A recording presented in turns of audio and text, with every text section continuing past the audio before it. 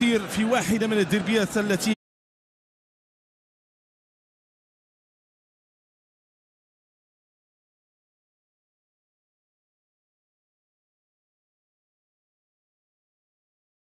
بإمكانها أن تكون قوية ومثيرة وشيقة، ويبحث من خلال كل طرف من أجل التألق ومن أجل أيضا المضي قدما في عالم البطولة الاحترافية.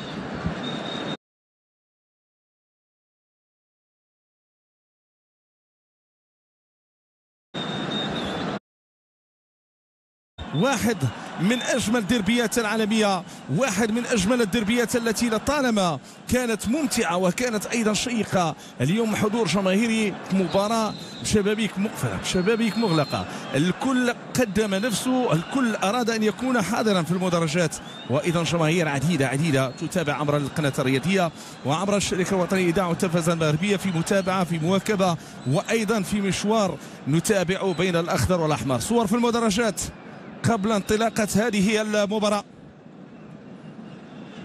ديربي المهم الرائع، ديربي البيضاء وديربي المغرب، حيث العديد من الأشياء والمستجدات التي أبت إلى أن تكون حاضرة نعم في قلب مدينة البيضاء، حيث الشغف لا يهدأ والأنفاس تحبس مع كل لمسة للكرة. نحن اليوم على موعد مع واحدة من المباريات العريقة والمواجهات القوية على المستوى المغربي وأيضا الأفريقي، ديربي العاصمة الاقتصادية، ديربي الوداد والرجاء. هنا النظرة، هنا الصورة على لاعبين يتقدمون ويسيرون في طريق نحو المستطيل الأخضر بطموحات عالية وأيضا بأفكار هامة جدا لتسجيل الانتصار وتأكيد القوة وتأكيد الحضور. مواجهة تتجاوز حدود المستطيل الأخضر، تجمع بين التاريخ والمجد، بين الطموح والانتماء، بين الأحمر والأخضر. نعم اليوم لا مجال للانكسار، بل اليوم الطريق والسبيل نحو الانتصار، نحو تحقيق الذات، نحو وزيارة شباك الخصم. كيف سيكون هذا اللقاء؟ كيف سيكون حال هذا اللقاء؟ الكل ينتظر، الكل يراقب، الكل يرصد ما يحدث، وعدسات كما نشاهد بالهواتف تراقب ما يحدث. وأيضا سيكون الدخول لرقعة الميدان، وأيضا ستكون الصورة جميلة لا محالة. في هذا اللقاء لا مكان للتكهنات، ويمكن أن نقول على أنه الديربي عنده خصوصية، الديربي عنده قانون خاص، عنده تاريخ يكتب بالعزيمة والروح والإصرار. الكل ينتظر صافرة البداية ليبدأ فصل جديد من ملحمة كروية مغربية أصيلة، عنوانها الشغف ورمزها البيضاء ورمزها المغرب، رمزها الرياضة الوطنية وكرة القدم الوطنية. نتمنى خالصين أن نشاهد إبداع من نوع خاص في المدرجات، وإبداع من نوع خاص على مستوى الرياضي في المستطيل الأخضر. صور أبلغ من كل تعليق، نستمع لما يحدث هنا بالمركب الرياضي محمد الخامس.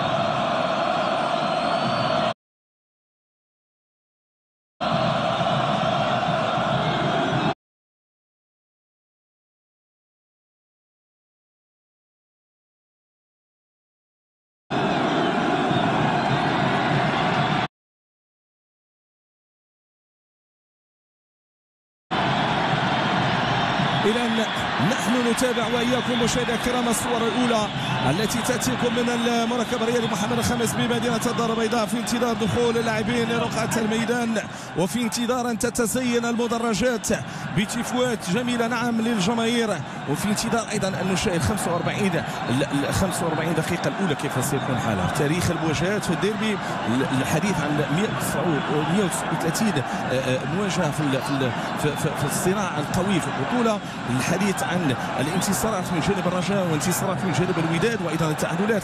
لكن هذه الارقام ربما لن يكون لها معنى مع صافره البدايه، على اعتبار انه اليوم حدث هام، انتظار نقاش يقدم معطيات خاصه لمرابط الذي سيعيش الديربي، في انتظار زياش اللي ايضا سيكون بقميص فريق الوداد الرياضي، في انتظار ايضا ترقب متى سيكون حاضرا ومتى سيكون على رقعه الملعب الايام القادمه. ستقدم لنا كل الإجابات. هذه صور للإحماءات التي كانت قبل انطلاقة المباراة، قبل انطلاقة هذا المشوار. الانتظار كبير، الشغف كبير، وأيضا النظرة ستكون كبيرة لواحدة من المباريات المثيرة والقوية والشيقة. يمكن أن نقول اصطدام، يمكن أن نقول في خلاصة الأمر ديربي هام وخالص، ولكن التي تسير نحو إبداع، نحو إمتاع الجماهير في المدرجات وإبداع الجماهير عبر القناة الرياضية المتابعة لهذا الحدث. لاحظوا الروح الرياضية ولاحظوا أيضا كيف هي الأجواء قبل انطلاقة هذه المباراة، وهذا هو الجميل في عالم كرة القدم، هذا هو الرائع في عالم كرة القدم، أن نرصد هذه الصور وأن نسوق لهذه الصور. نستمع أكثر، نقترب أكثر، نتابع صورة علوية ولا مكان شاغر ولا مكان فارغ ولا مكان فارغ، في انتظار الإبداع، في انتظار الإبداع والإمتاع وانطلاقة في هذا المشوار. الكل يترقب ماذا سيكون، ماذا سيحدث، من أعد العدة، من هيأ نفسه على المستوى الفني، على المستوى الذهني. التركيز مطلوب وبشكل كبير. خفيفي من جانب الرجاء ومرابط من جانب الوداد، وضربة البداية ستكون بعد لحظات لا محالة.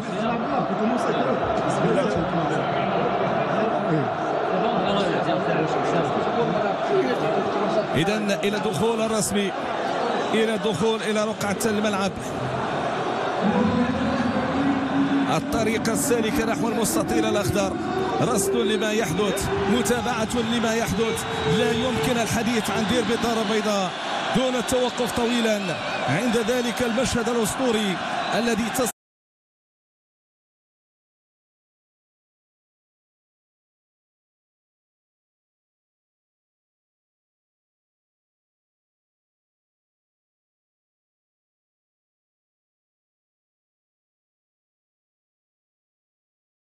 تصنعه الجماهير في المدرجات عن أداء لاعبين على رقعة الميدان. الإطلالة هنا أيضا الصناعة الجماهيرية الرائعة في المدرجات. هذا هو المركب الرياضي محمد الخامس. لا تكون المباراة مجرد مواجهة كروية بين فريقين، هي بروفا، بل هو واحد من اللقاءات الممتعة التي يستمتع من خلال المشاهد ويستمتع من خلال اللاعب ويستمتع من خلال كل المتداخلين نعم في عالم كرة القدم، لكن أيضا بضغوط نفسية، بضغوط نفسية يجب تجاوزها ويجب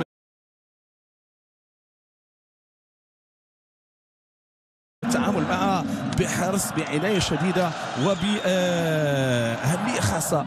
الانتصار أو تسجيل الهدف الأول يعني الشيء الكثير، تهتز الجماهير كلما كان هنالك هدف. دعونا الآن مع تشكيل البداية، ستكون بكل من الوداد الرياضي الذي يدخل لهذه المباراة من الأسماء الآتية: 16 مهدي بن عبيد، باقي اللاعبين رقم 2 محمد مفيد، 3 أوناليكا لورش، 4 أمين أبو الفتح، 11 نور الدين أمرابط، 14 فيريرا، 15 عبد الغفور الميرات، 19 حمزه النوري، 24 ايوب بوشا، 25 ستيفان عزيز كي، و27 هناك جوزيف باكاسو بانكا. هذه التشكيله ديال محمد امين بن هاشم الذي يقود الوداد الرياضي في هذه المقابله.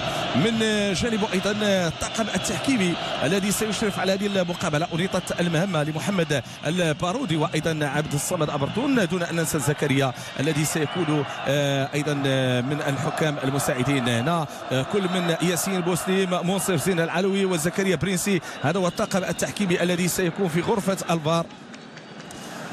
نتمنى صديقين رشيد امتاع خاص على المستوى الكروي، على المستوى التحكيمي، وايضا ان يتابع الجميع واحدة من المباريات الشيقة والقوية. لحظات سنتابع ايضا تشكيلة فريق الرجاء الرياضي والذي سيدخل للمقابلة بالأسماء الرسمية الأساسية. الحديث على المهدي الأحرار في حراسة المرمى، عبد الله خفيفي ومحمد بولكسوت والبقية. نشوف هذه الصور للاعبين فريق الوداد الرياضي، صور للذكرى تؤرخ لهذه المباراة وأيضا توثيق لهذه المرحلة المهمة نعم على مستوى المنافسة، على مستوى التباري.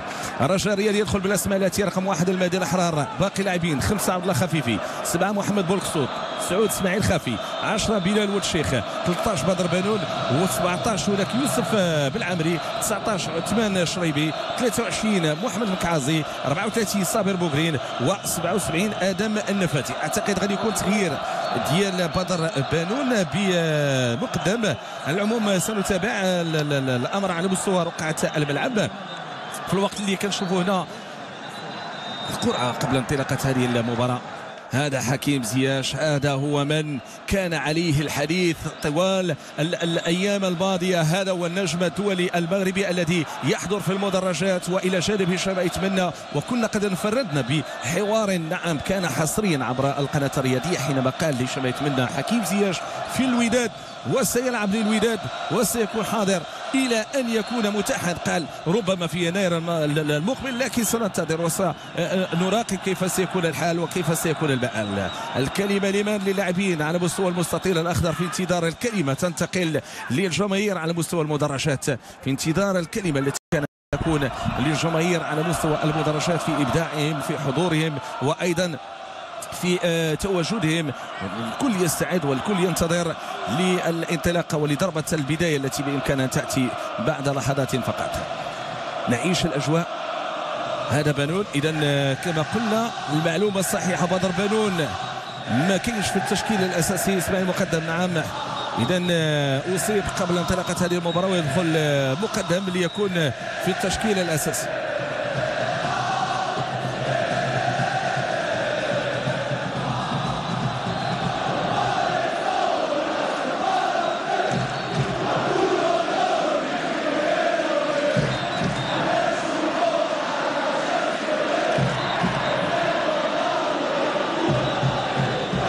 ضربة البداية بعد لحظات. الديربي سينطلق.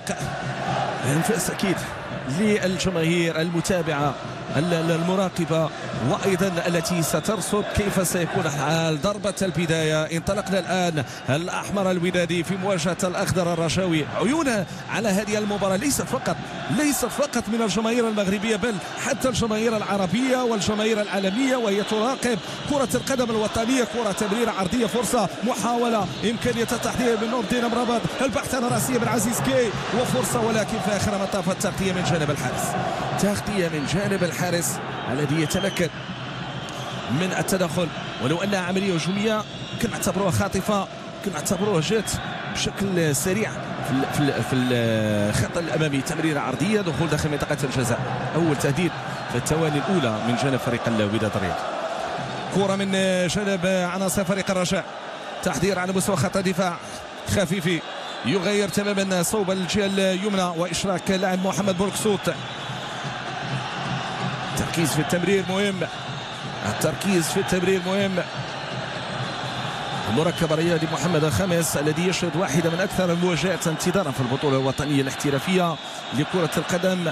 استضافة الوداد لغريمه التقليدي للرجاء الرياضي في مباراة مؤجلة عن الجولة الخامسة، النسخة رقم 139 من الديربي البيضاوي. تعرف مشاركة عديد من الأبطال. 16 لاعب في هذه المباراة وفي هذه المنافسة يخوض الديربي لأول مرة في تاريخه في مسيرته. لذلك هي أسماء تريد أن ترصع لمكانتها ولحضورها بشكل قوي. كرة من عزيز كي. ماذا يفعل عزيز كي؟ ضاعت له الكرة.